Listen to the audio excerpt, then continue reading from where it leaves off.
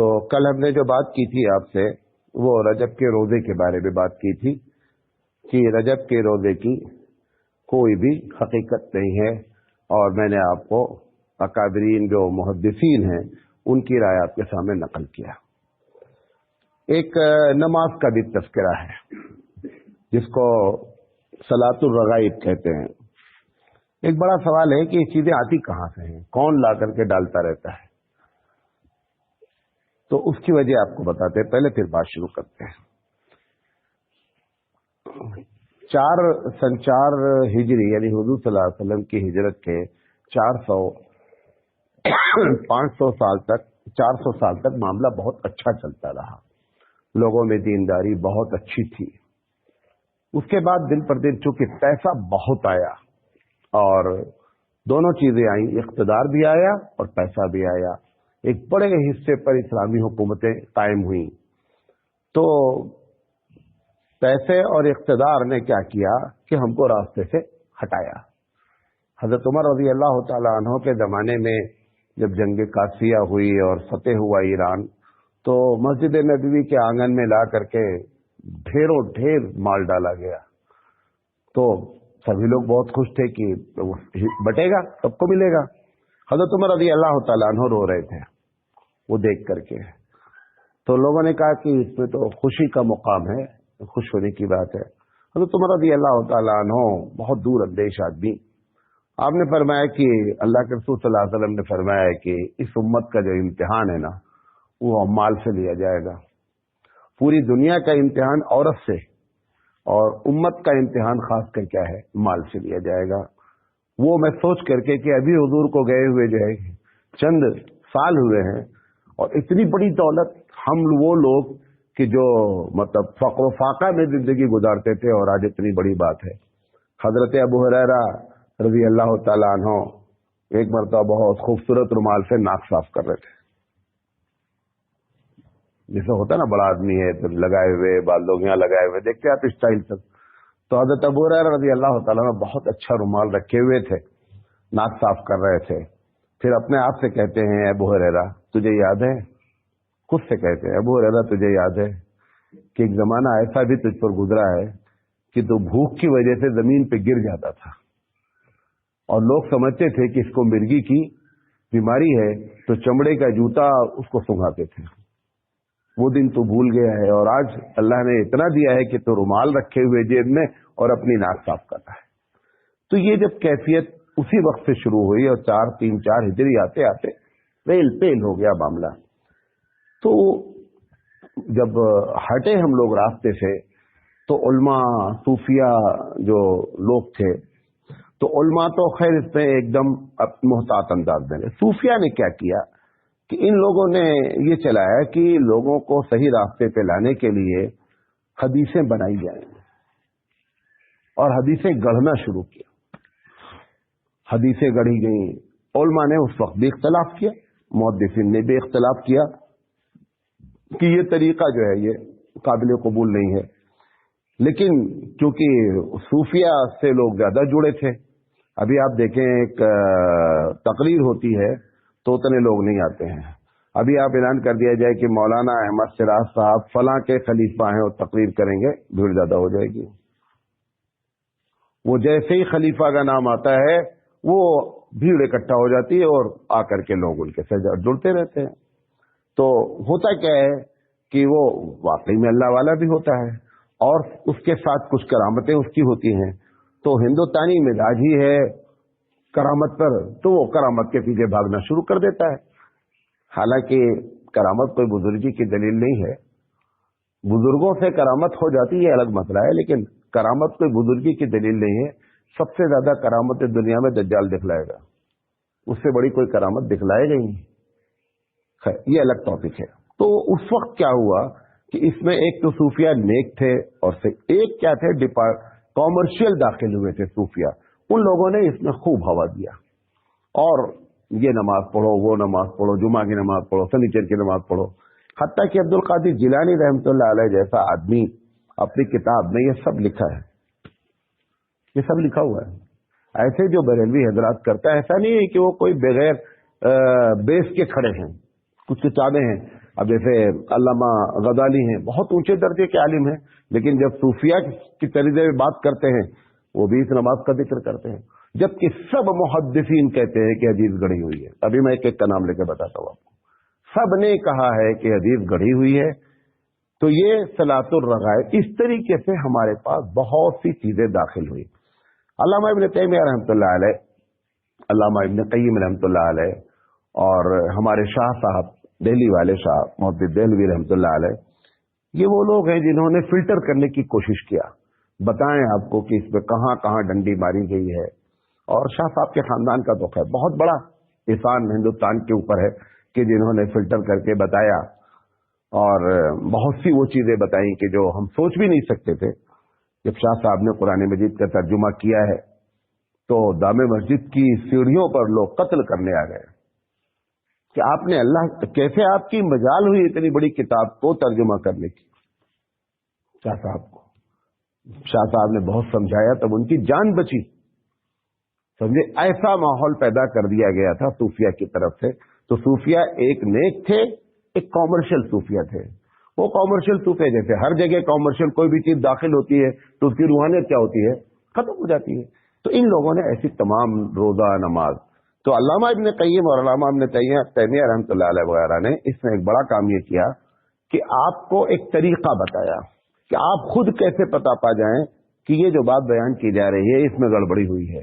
نماز کے بارے میں آپ نوٹ کر لیں، کسی بھی نماز کے بارے میں اگر آپ کو یہ بتایا جائے کہ آپ اتنی مرتبہ یہ سورت پڑھیں، اتنی مرتبہ پہلی رکعت پڑھیں، آپ جان لیں کہ یہ حدیث صحیح نہیں ہے۔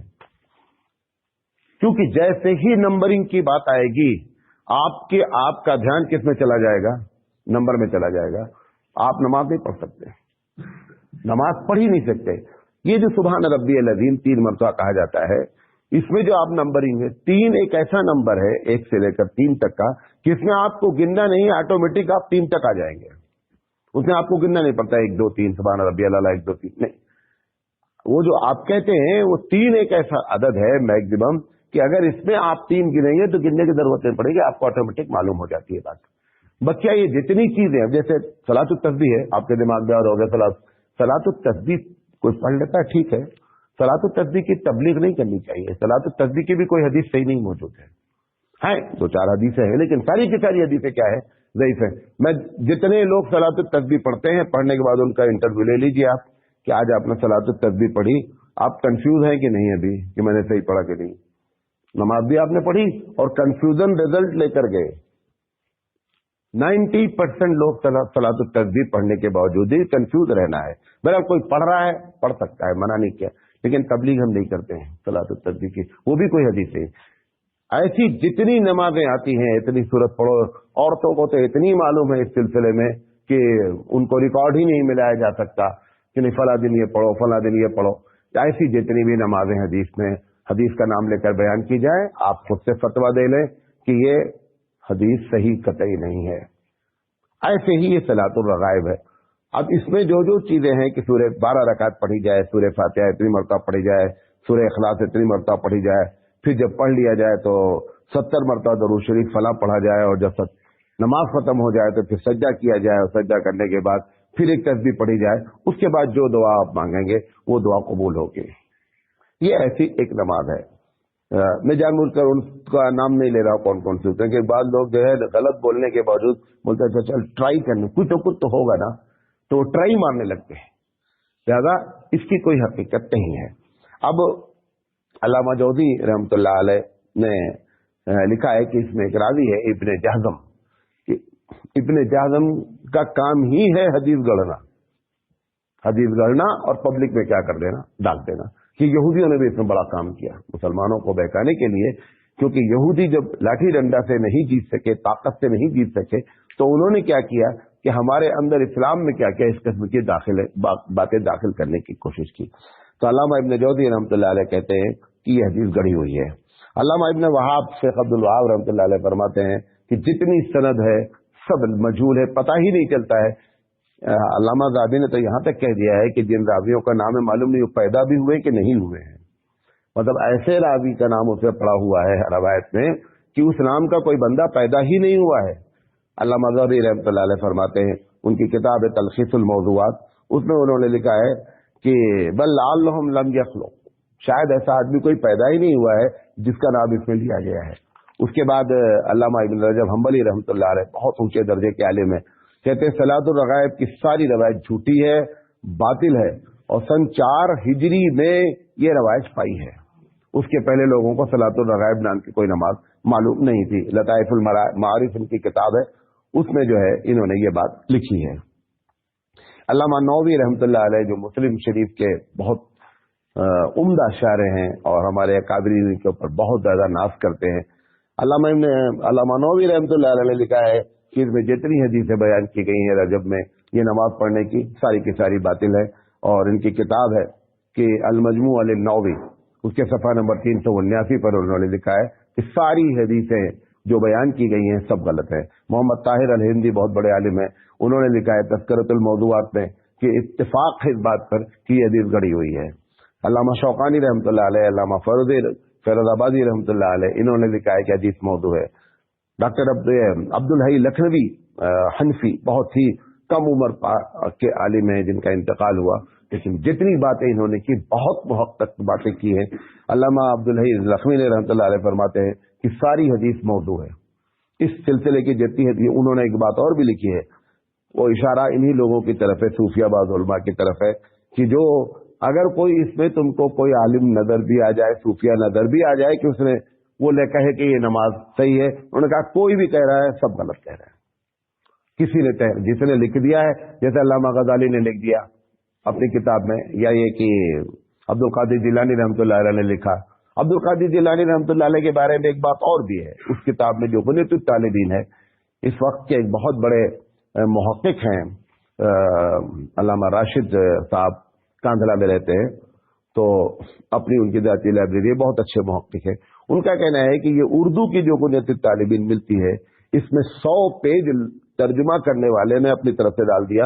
عبد القادر جیلانی رحمۃ اللہ علیہ کی جو اصل کتاب عربی میں ہے اس نے وہ چیز لکھی ہی نہیں ہے، اور جس نے ترجمہ کیا ہے وہ عالم بریلوی مسلک کے ہیں، انہوں نے وہ ساری باتیں ڈال دی جو کرتے تھے، کیونکہ عبد القادر جیلانی رحمۃ اللہ علیہ کے نام پر جب ڈالی جائے گی تو اپنے آپ لوگ کیا کریں گے، سمجھیں گے کہ بات۔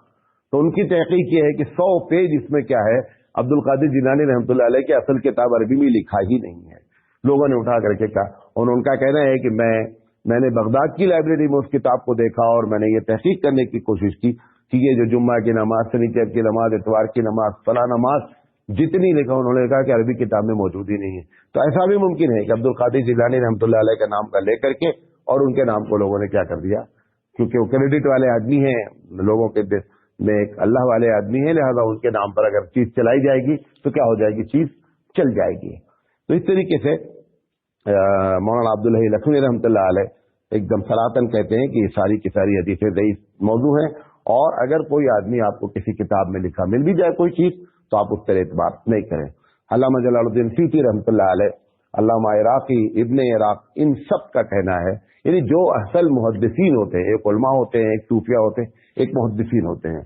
محدثین کا کام ہوتا ہے کہ حدیث کے بارے میں تحقیق کر کے آپ کو بتائے کہ اس کی کیا ہے حیثیت ہے۔ یہ جتنے نام لیے گئے ہیں اس میں سے کچھ محدث بھی ہیں، عالم بھی ہیں اور صوفی بھی ہیں، اس کے باوجود بھی انہوں نے کیا کیا ہے، ان تمام کا کنڈم کیا ہے۔ لہذا اس طرح اس مہینے کی جو نماز کا ذکر ہے اس کی کوئی حقیقت نہیں ہے، ایک بات۔ دوسری چیز، یہ جو 27 تاریخ آتی ہے، 27 رجب آتی ہے، اور اس میں جو ہے وہ ہم لوگ پروگرام کرتے ہیں، اور 27 رجب میں شب معراج کے نام پر پروگرام ہوتا ہے، لوگ روزہ رکھتے ہیں، دوسرے دن لوگ روزہ رکھتے ہیں اور راتوں میں چراغ، جو بھی دنیا بھر کی باتیں کرتے ہیں۔ سب سے پہلی بات آپ کو بتا دیں کہ اللہ کے رسول صلی اللہ علیہ وسلم کی معراج 27 رات کو ہوئی ہو، اس پر ہی خود ڈسپیوٹ ہے۔ 27 تاریخ کوئی فکس نہیں ہے، کسی کو پتہ نہیں ہے۔ جیسے شب قدر ہے، شب قدر 27 کو کہتے نہیں، 27 کو شب قدر ہوتی ہے، تو کوئی ضرورت نہیں ہے۔ شب قدر کے بارے میں بھی الگ الگ رائے ہیں۔ اللہ کے رسول صلی اللہ علیہ وسلم نے معراج کی کس تاریخ کو کیا، زیادہ تر لوگوں کی رائے یہ حقیقت میں ربیع الاول کا مہینہ تھا، یہ رجب کا مہینہ تھا ہی نہیں۔ چونکہ رجب کے بارے میں آپ کو کل بتائی تھی یہ بات کہ رجب کو عربی لوگ گونگا مہینہ، بہرا مہینہ کہتے تھے، کہ بہرا ہے مہینہ، سنتا نہیں ہے۔ مطلب جو کچھ بھی اگر آپ اس میں خرافات کر دیں گے تو قیامت میں یہ آپ کے خلاف جو ہے نا وہ وٹنس نہیں بنے گا، لہٰذا جو کرنا ہے کر ڈالو اس مہینے میں۔ کیونکہ یہ آپ کے خلاف دلیل نہیں دے گا. تو اس طریقے سے یہ بات بھی آئی. تو 27 تاریخ کو جو ہے سب سے پہلی بات تو یہ. دوسری چیز، جو بھی معراج کا واقعہ ہوا ہے، معراج کا واقعہ سچ ہے، قرآن میں ذکر ہے، حدیث میں ذکر ہے. معراج کا واقعہ مکے میں آیا. مکے بعد اللہ کے رسول صلی اللہ علیہ وسلم 10 سال کہاں رہے؟ مدینے میں رہے. تو سوال یہ ہے کہ اس میں شب معراج کو مدینے میں کیوں نہیں منایا گیا؟ سب سے پہلے 10 سال کہاں منایا جانا چاہیے تھا؟ مدینے میں منایا جانا چاہیے تھا. اچھا، یہ سب ہندوستان کی دین ہے، بقیہ کسی ملک میں ہم جہاں پہنچ گئے ہوں وہاں اس بیچ کو جا کے لگا دیا، وہ الگ بات ہے. ورنہ عرب دنیا میں لوگوں کو معلوم ہی نہیں کہ شب معراج کیسے کہتے ہیں. اگر آپ ان سے بولیں آج ہماری شب معراج ہے، آج ہم چھٹی کرنا چاہتے ہیں، تیاری کریں گے، شو ادا کیا ہے یہ شب معراج؟ کیا چیز ہے یہ؟ کیونکہ اگر کہیں حدیث پہ لکھا ہو، قرآن میں لکھا ہو تو آپ جانے بھائی شب معراج بھی کوئی تہوار ہے، شب معراج بھی کوئی منانے والی چیز ہے. ان کو معلوم ہی نہیں. اچھا، وہ سیدھے وہ تو 2 4 کی طرح بات کرتے ہیں. جو بھی بات آپ کریں گے بولے گا حدیث دکھلاؤ بھائی. نہیں، ہمارے بڑے نے کہا، انہوں نے کہا تمہارے بڑے نے کہا، بڑے کہاں کریں، تمہارے بزرگوں نے کہا، بزرگ کہاں کریں. ہمارے پاس سب سے بڑے بزرگ اور بڑے نبی کریم صلی اللہ علیہ وسلم ہیں، ان سے بڑا کوئی ہے ہی نہیں. اور حقیقت بھی یہی ہے. اللہ کے رسول صلی اللہ علیہ وسلم 10 سال رہے، کوئی میں شب معراج کا نہ کوئی فنکشن ہوا ہے، نہ کوئی دعوت ہوئی ہے، نہ کوئی چراغاں ہوا ہے، کچھ بھی نہیں ہوا ہے. اچھا، اس کے بعد چلیے صحابہ کی زندگی آتی ہے. جب کسی مسئلے میں ڈسپیوٹ ہو جائے، خاص کر دیکھیں جب تک ڈسپیوٹ نہیں ہو تب تک کوئی مسئلہ نہیں ہوتا. اختلاف نہ ہو کوئی مسئلہ. جب اختلاف ہو جائے نا تب معاملہ سنگین ہو جاتا ہے. تب ایسی شکل میں ہم عالم پر ڈپینڈ ہونے کے بجائے، کیونکہ 2 عالم ہی نے تو اختلاف کیا ہے. اختلاف کس نے کیا ہے بھائی؟ ہم نے ایک بات کہی، آپ نے ایک بات کہی. اب آپ کے ماننے والے ایک بات کہہ رہے ہیں، میرے ماننے والے ایک بات کہہ رہے ہیں، معاملہ کیا ہو گیا؟ اختلاف کا ہو گیا. جب ایسی کیفیت ہو جائے، اب یہ جو آدمی 2 آدمی خود لڑتے ہیں وہ فیصلہ نہیں کر سکتے ہیں. بھائی ہم کی لڑائی ہے اور اگر ہم دونوں فیصلہ کر لیتے تو لڑتے کیوں؟ ہماری لڑائی تو بتا رہی ہے کہ اب ایک ثالث چاہیے، ایک 3rd پرسن چاہیے، ایک میڈیٹر چاہیے جو ہم دونوں کی رائے کو کیا کر دے، صحیح بتا دے کہ بھیا یہ صحیح ہے، یہ غلط ہے. اللہ کے رسول صلی اللہ علیہ وسلم پر ہم قربان جائیں، سرکار دو عالم صلی اللہ علیہ وسلم پر، کہ اللہ کے رسول صلی اللہ علیہ وسلم نے فرمایا کہ جب یہ بات کہی، قرآن نے بھی بات کہی ہے، حدیث میں بھی ذکر ہے کہ فَإِن تَنَازَعْتُمْ فِي شَيْءٍ فَرُدُّوهُ إِلَى اللَّهِ، کہ جب تم کسی معاملے میں جھگڑ جاؤ تو یہ دیکھو کہ اللہ کیا کہہ رہا ہے. تو سب سے پہلے قرآن تلاش کرو کہ شب معراج کوئی تہوار ہے، منانے والی کوئی چیز ہے، تو سب سے پہلے قرآن تلاش کرو. تو قرآن میں تو اس کا ذکر ہی نہیں ہے. پھر دوسری بات اللہ نے کہی ہے کہ فَإِن تَنَازَعْتُمْ فِي شَيْءٍ فَرُدُّوهُ إِلَى اللَّهِ وَالرَّسُولِ.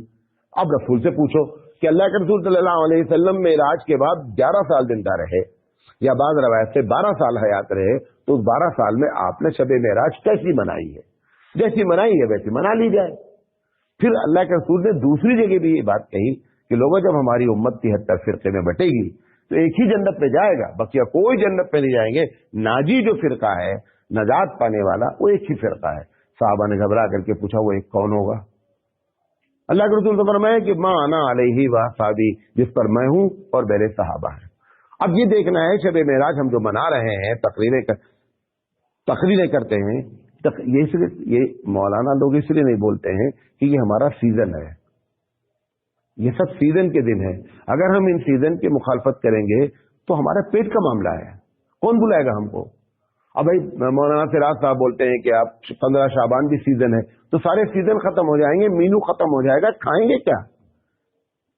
یہ سب مولانا لوگوں نے سیزن بنا رکھا ہے، اور وہ سیزن کے خلاف کوئی بولنے کے لیے تیار نہیں ہے. کیونکہ سیزن جو ہے نا، ایک ویاپاری ہوتا ہے، اس کا سیزن ہوتا ہے، وہ ساری سب کچھ اس سیزن کی تیاری کرتا رہتا ہے. ایسے ہی ہمارا سیزن بن گیا ہے.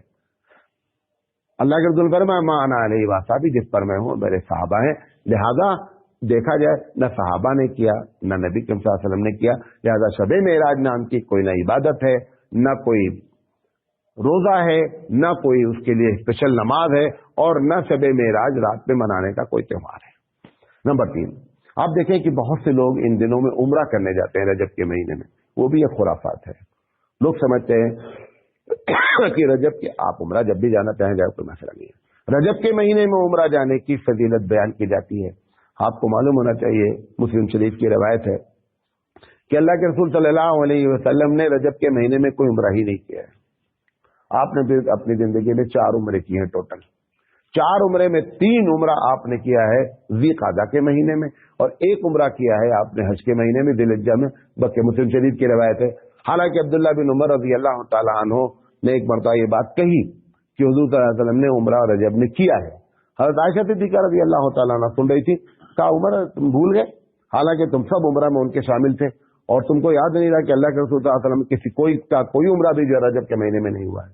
جب انہوں نے بیان کیا، نسائی کی روایت ہے، مسلم کی روایت ہے، عبداللہ بن عمر خاموش ہو گئے، سمجھ گئے کہ میں بھول گیا ہوں اور میں نے رجب کا مہینہ لے لیا۔ تو رجب کے بارے میں جو یہ بات کہی جاتی ہے کہ صاحب رجب کے مہینے میں عمرے کی کوئی الگ سے فضیلت نہیں ہے، آپ جب جانا چاہے جائیں، لیکن آپ فکس کریں گے، کوئی بھی عبادت کو فکس کرنے کے لیے اللہ اور اس کے رسول کی دلیل چاہیے۔ کسی بھی عالم، کسی بھی آدمی، کسی کو بھی یہ اختیار نہیں ہے کہ عبادت کا ٹائم، عبادت کا وقت، عبادت کی گنتی، عبادت کی حیات، 4 چیزیں ہم اتنی مرتبہ کریں گے، حدیث چاہیے، فلاں دن کریں گے، حدیث چاہیے، فلاں جگہ کریں گے، حدیث چاہیے، ایسے طریقے سے کریں گے، حدیث چاہیے۔ یہ آپ فکس نہیں، آپ جتنے چاہے نفلی عبادت کریں، کوئی مسئلہ نہیں ہے، فکس کرنے کا اختیار اللہ کے رسول صلی اللہ علیہ وسلم نے کسی بھی امت کو دیا ہی نہیں ہے۔ لہذا انشاءاللہ زندگی کی طبیعت پر اور بات کریں گے۔ اللہ تعالیٰ سے دعا ہے کہ اللہ تعالیٰ کہنے سے زیادہ عمل کرنے کی توفیق عطا فرمائے۔ الحمد للہ رب العالمین، سبحان اللہ و بحمدہ، سبحان